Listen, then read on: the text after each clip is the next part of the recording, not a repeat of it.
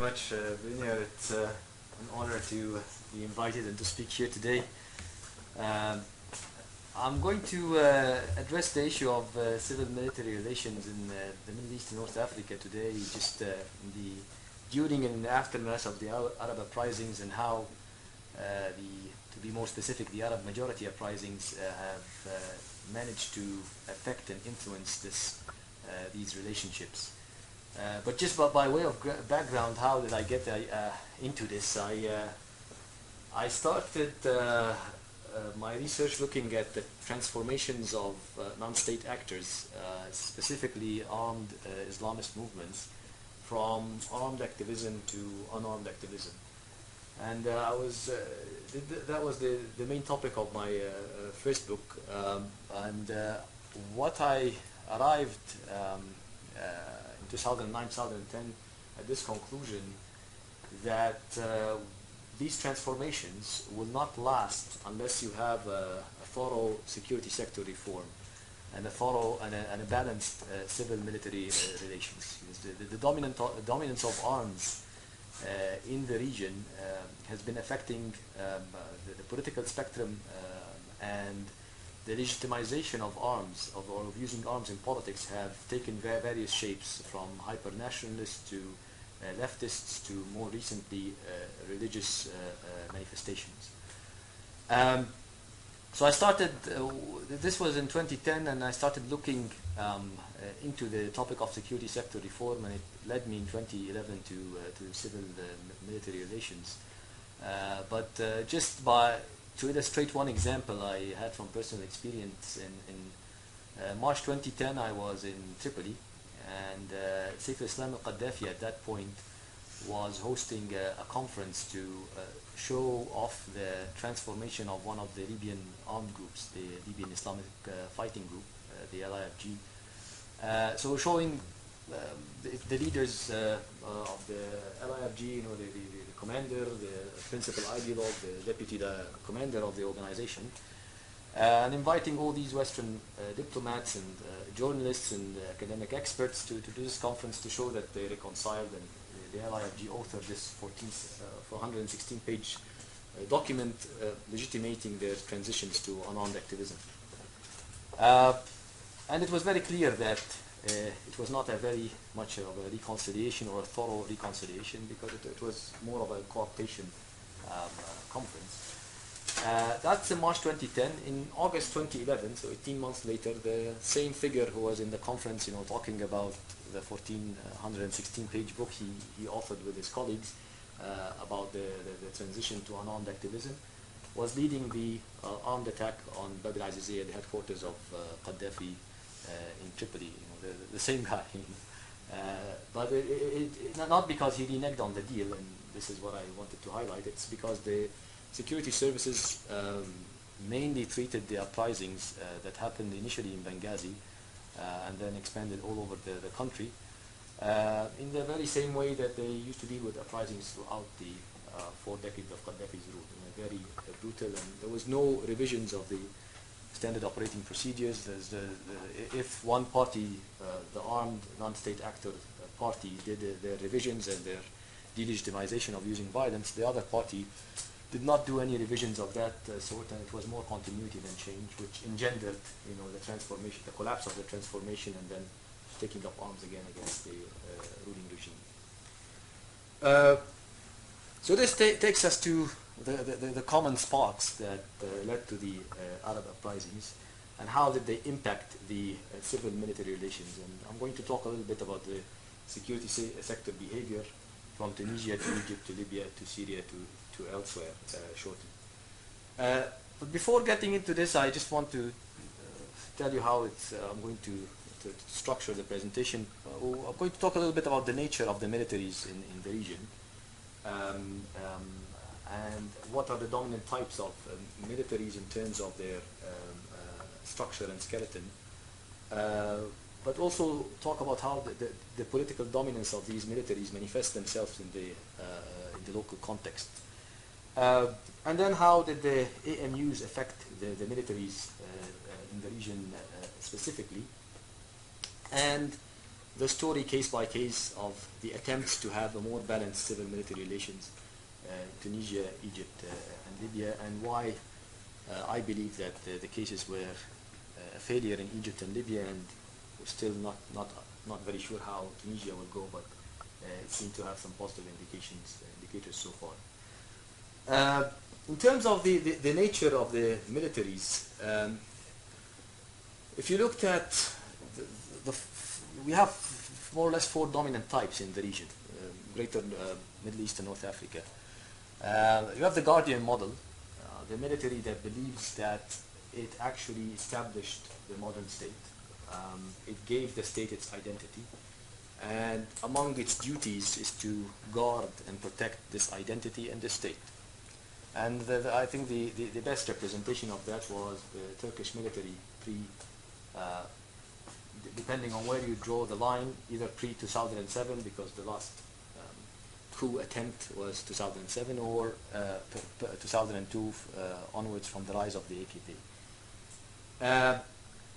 We have another model, which the institutional dominance model, where the military does not say that it created the state and did not really give the state its identity, but it is the most dominant state institution. It is above all other institutions, from the judicial, civilian institutions to the elected ones, parliament, and so on. So it's kind of the most superior institution within the state structure.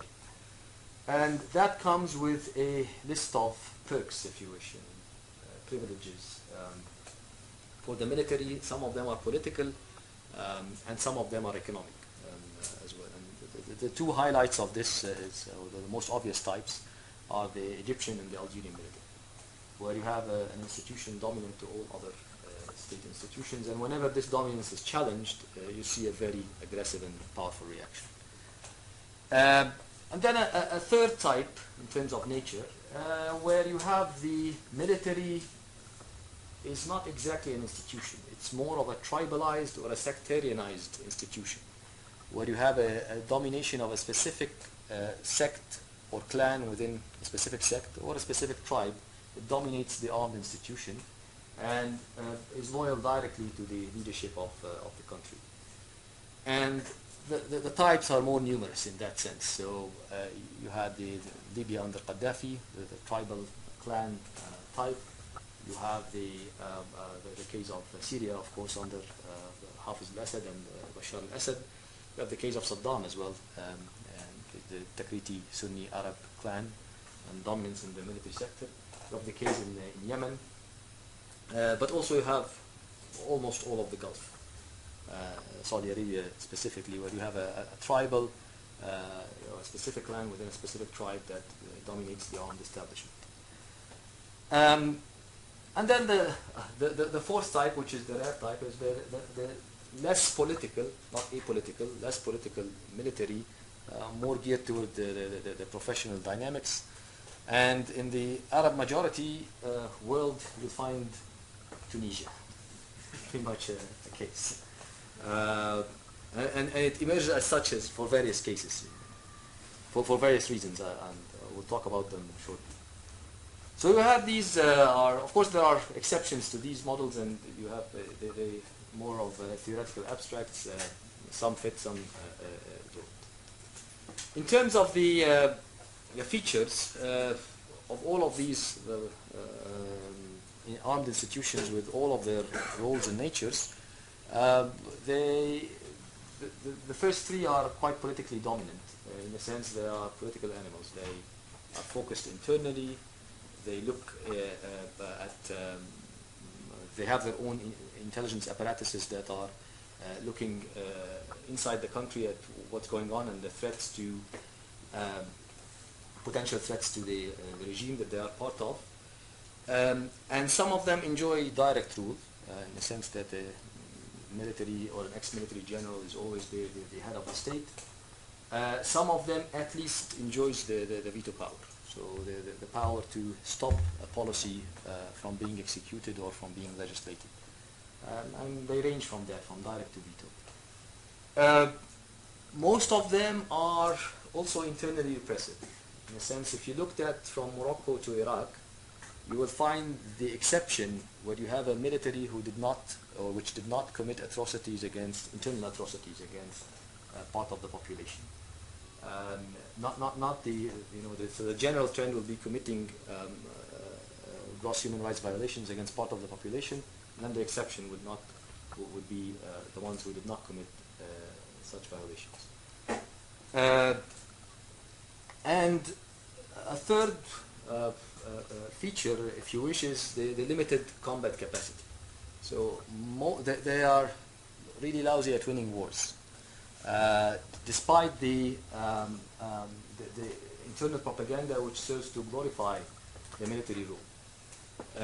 With the Turkish exception, if you looked at, for example, the al-Ma'arik propaganda, the mother of all battles, when Saddam Hussein was believed that he came actually victorious in the 1990-1991 Second Gulf War.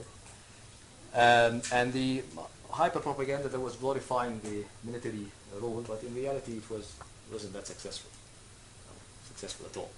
The Egyptian case is quite interesting as well. If you looked at the 1973, when what actually happened on the ground, and the level of propaganda the military produces in terms of the victory in that war and so on and so forth, it does not really reflect the reality of what happened.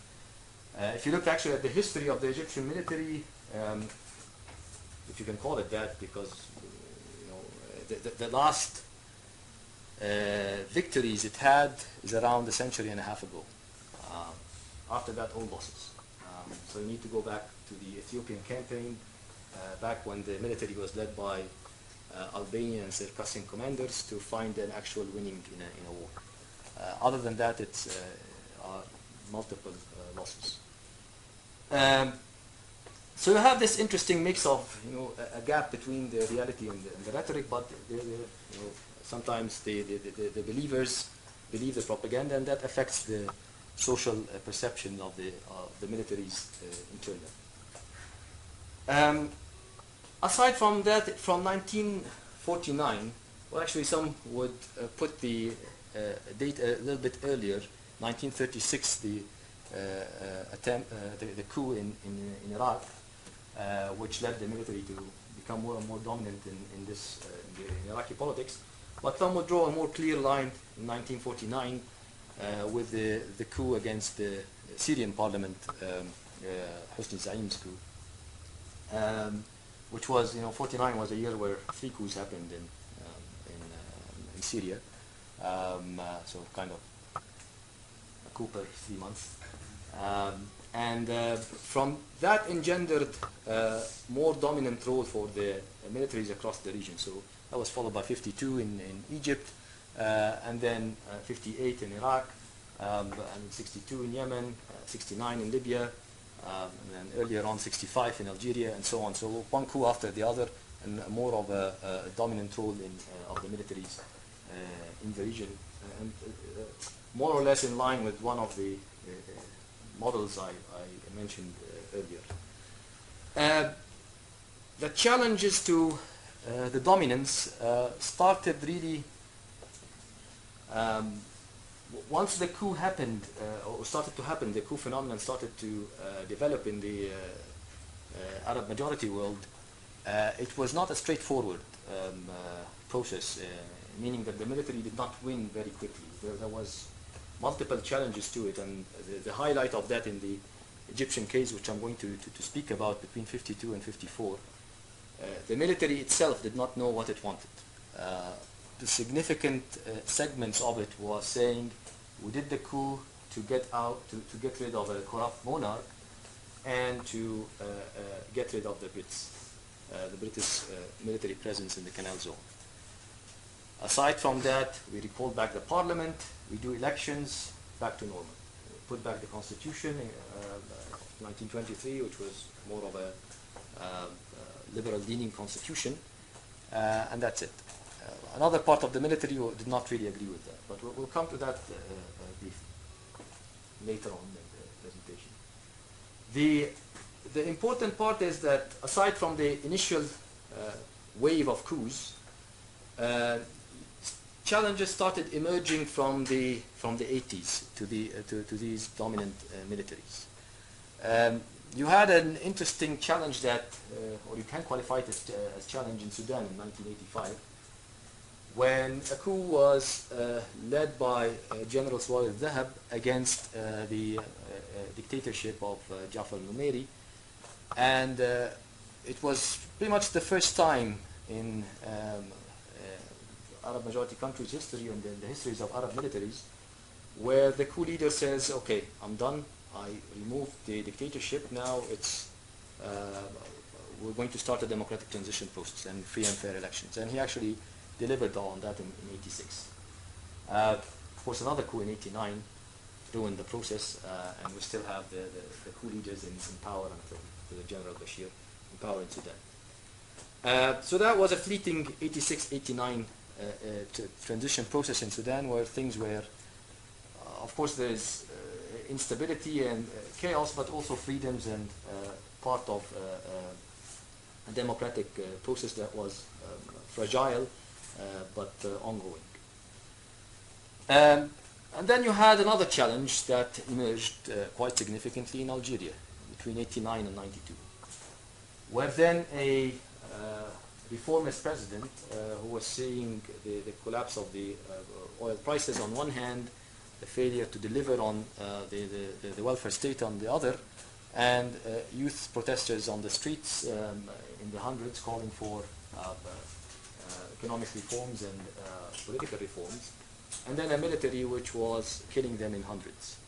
And then he decides, okay, to contain this situation, let's open up the political space, have a constitution that allows political parties, gives more power of just investigation.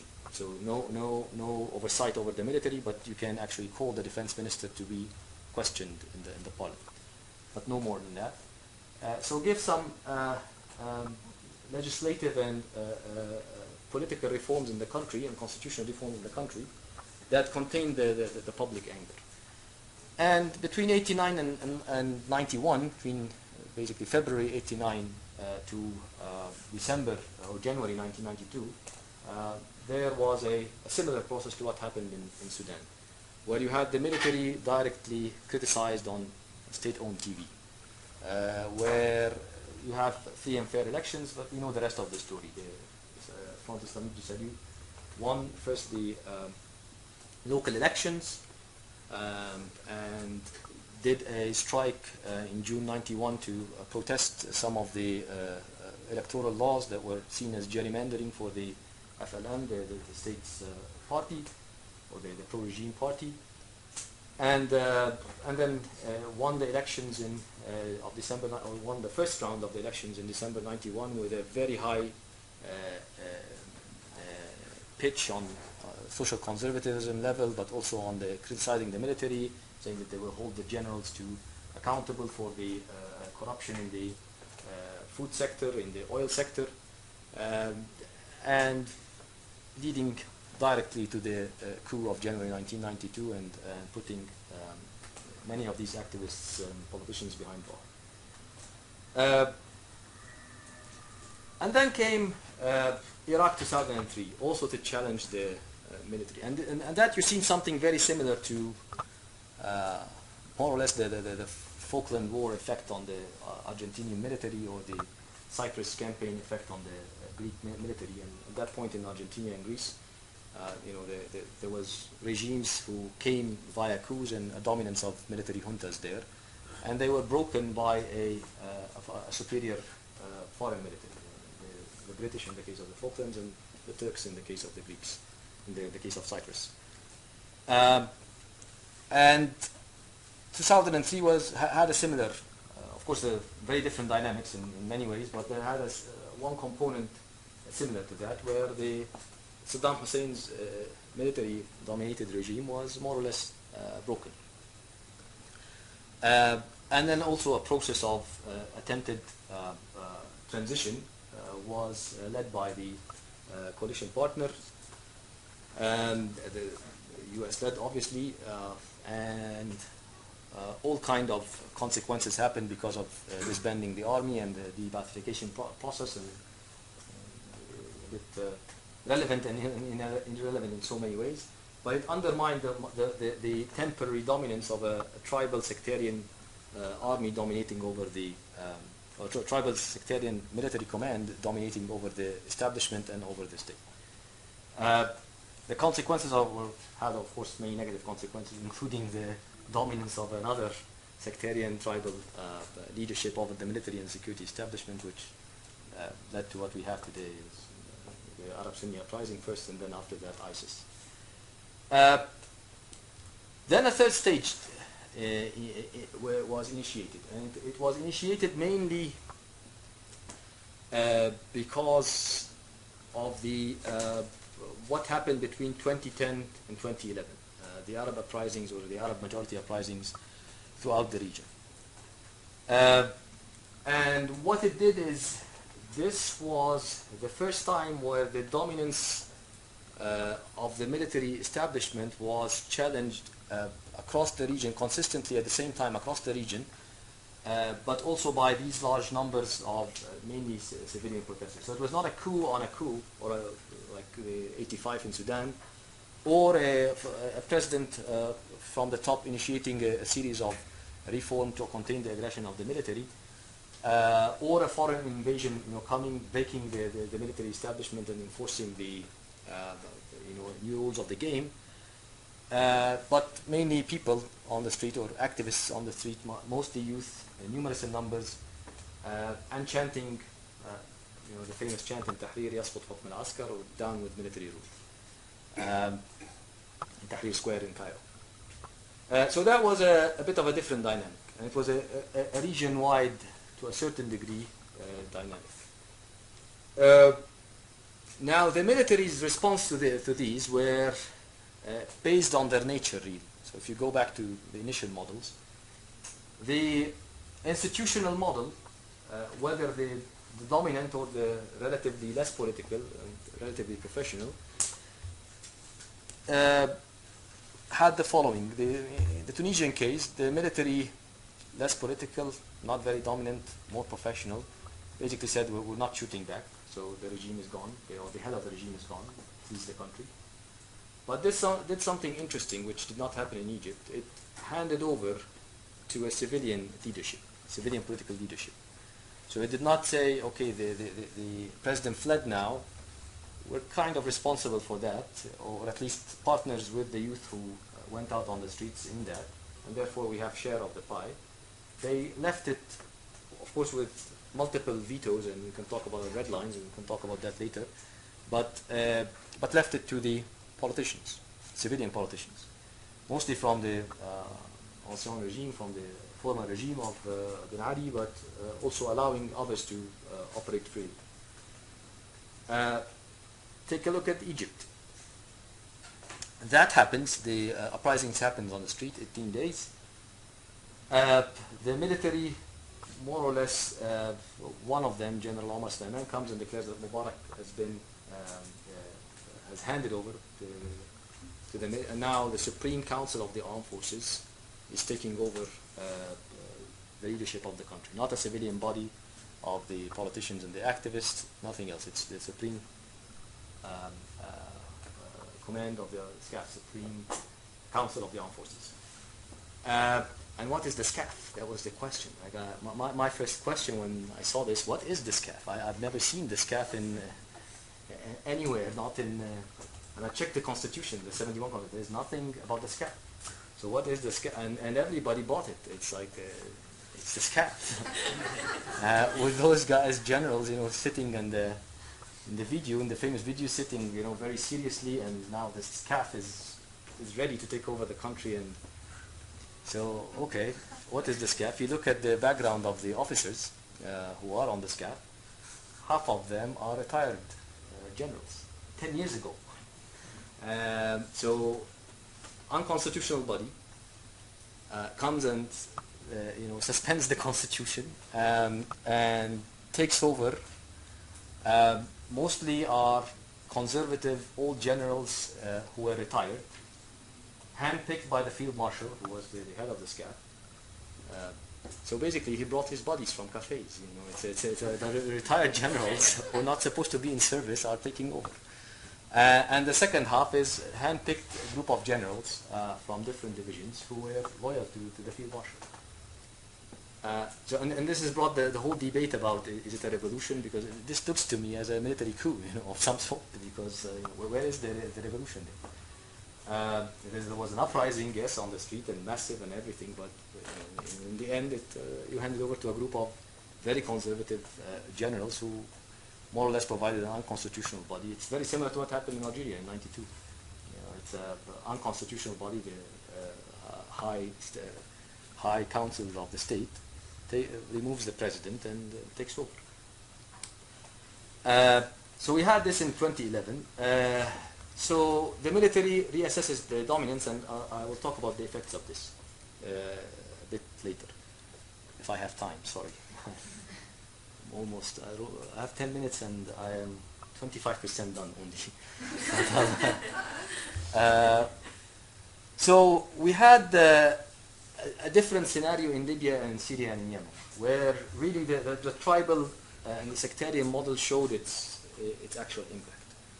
If you looked at, in the Libyan case, the armed institutions, whether the army or the security services or the so-called revolutionary committees, which is kind of state-sponsored civilians who have military training but also have some rankings, some paramilitary ranks as well.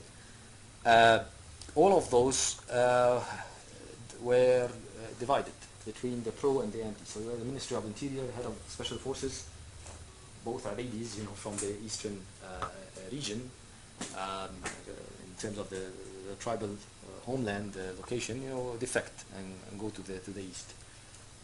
You have anyone whose last name is Qaddafi from the Qaddafi's or from the Wafellas, you can guarantee the likelihood that he's on the other side. So the tribalization worked. You know, part of the institution based on tribal affiliation, clan affiliation, protected the regime, and the other part defected due to the pro-revolution side. And I think the highlight of this is Derna City. Derna City, all of the military agencies there, all of the security agencies there, all of the revolutionary committees agencies there, defected in one day. And less than 24 hours, they were all with the revolution. Why? They're all cousins. You know, basically, it's a tribal-run military establishment, and all the cousins called each other and decided to take a decision and go the other side. You had a similar scenario happening, or similar scenarios happening in Syria and in Yemen. In Syria, you had if you were junior officer or low-ranking officer or soldier, Sunni from the north, Arab Sunni from the north, the likelihood that you would defect. It's not a perfect picture, but the likelihood that you will defect. If you're an Arab Alawi, especially from the northeast of the country more towards the Sahel, the likelihood that you will stay. There are exceptions, because there were defectors from the Alawi side, but you're more likely to stay. The same thing applies for in the upper ranks. It was more complex. There was, you know, the Arab Sunnis from the Aleppo and from Homs stayed, but also some defected. So it was more complex the higher you go up. In Yemen, you had a more complex even picture, because some of the tribal allies of the president defected, joined the revolution. But it's less explained by the tribal clan divide, and more with personal loyalties and personal ambitions of some of these, and relationship with the president. So it was important, but it wasn't as important as the Libyan and the Syrian case. Part of what the military did also, or the ones at least that did not side with the Ben Ali or with Mubarak or with Qaddafi, was to say that we are the good guys. we are the pro-revolution guys. Who started this mess? It's the security folks. And the security in the Arab majority world usually lies under the Ministry of Interior. The military lies under the Ministry of Defense. So the Ministry of Defense are the good guys. The bad guys are the ones who beat up Bouazizi, Mohammed Bouazizi, leading him to self-immolate and burn himself, and then started the spark. The bad guys are the ones who beat Khaled Said, who was the internet activist in Alexandria, beat him to death by 2 policemen, and then commit fraud and violence in the parliamentary elections of 2010, leading to the uprising. The bad guys are the ones who arrested Fathi Terbil and insulted him. Fathi Terbil was the human rights lawyer in Libya for the families of the victims of Buslim massacre, which massacre that happened in 1996, and 1,236 political prisoners were gunned down in 2 days inside the prison complex of Buslim.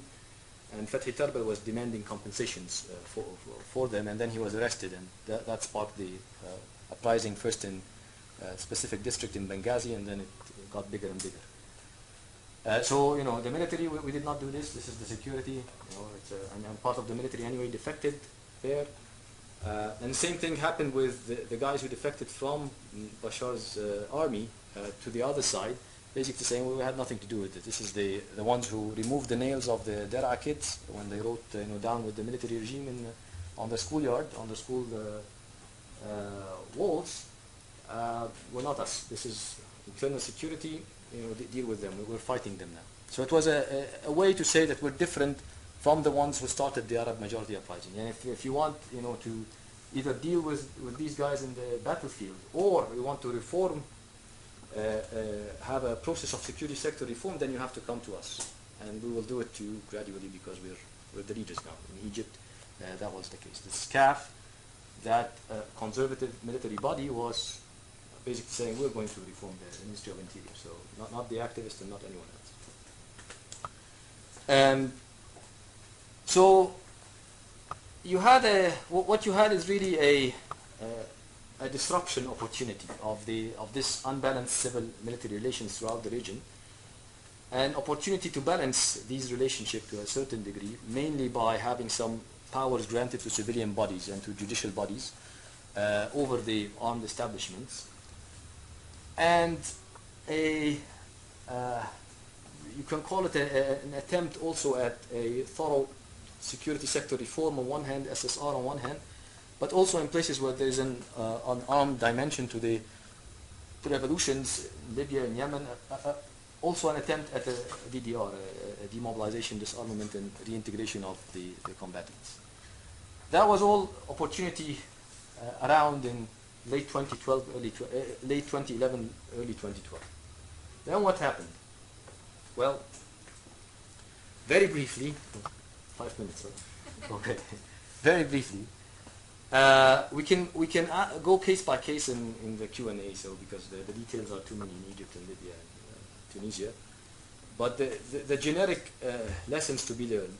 One thing that really undermined the balanced civil-military relations, the SSR process, the DDR process, was that extreme political polarization that was going on in the countries. So what you had is various spoiler games, not really played by aside from the ones played by the military, and we'll come to that in a second, and the security establishment, to keep the status quo that was very beneficial for them, but even by politicians who were pro-change and pro-reform and pro-revolution.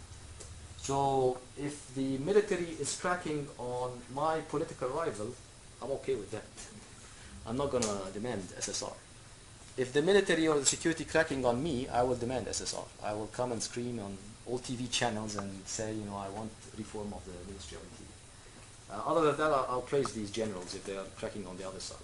So that game was played quite well, whether in Tunisia or in Egypt, or the situation deteriorates completely in Libya. You had the other problem, which was you can call it the internal resistance from within the ministries of Interior and Defense.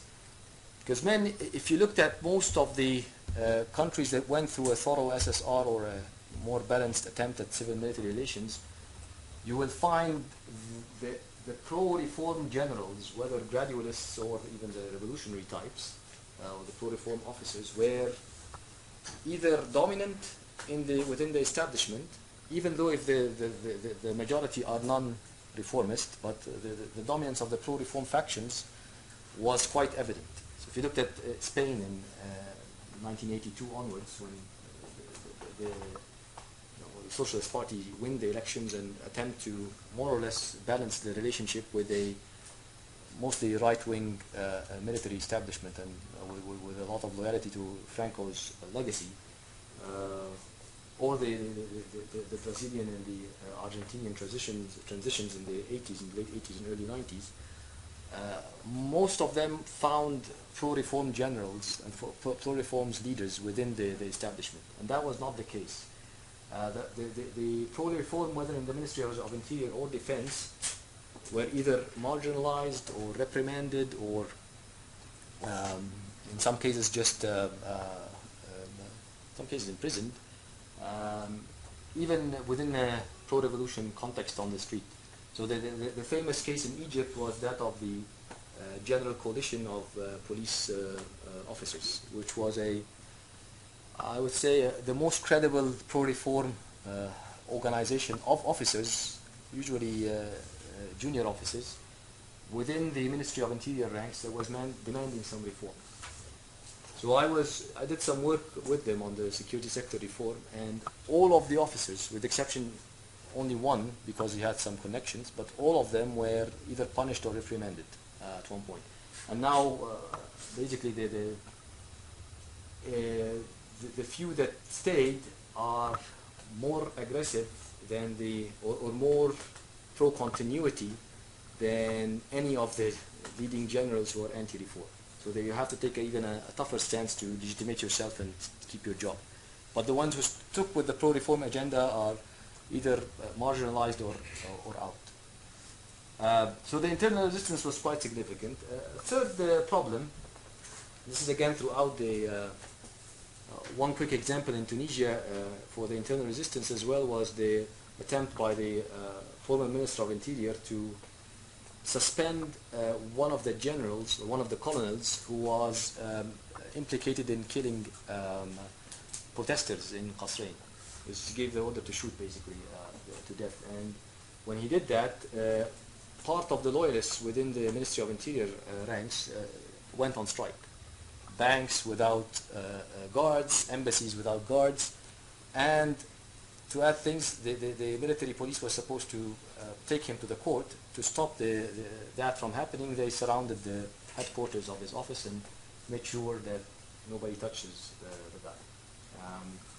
So everything had to be rolled back, and gives you an example of some of the spoiler tactics in that sense. There is also the limited capacity and resources of the newly elected governments. Most of them were quite weak, to be honest. They had votes and some support on the ground. Had a constitution or constitutional declarations that were quite flimsy. But aside from that, nothing more. In terms of funds, in terms of loyalists in the military establishment and security establishment, that was not the case. Or loyalists to the constitution from the military establishment and the security establishment, that was not really the cases. To add the quite weak democratic institutions that the uprisings have unfolded, whether in Egypt or in Libya. The case of Tunisia is a bit of an exception with, I say that with hesitance because it's more complex than the outside picture. We can talk about that later on. A fourth issue was the very limited knowledge of what should be done. So on the street there was this very strong demands like ending torture, ending impunity, accountability for the security establishment, reforming the curricula of the police academies and the military training facilities, and all of this. That's on the street. But then you talk to the MPs in the national security committees who are in charge or supposedly in charge of this, and you find very limited knowledge of how to approach these issues or how to deal them.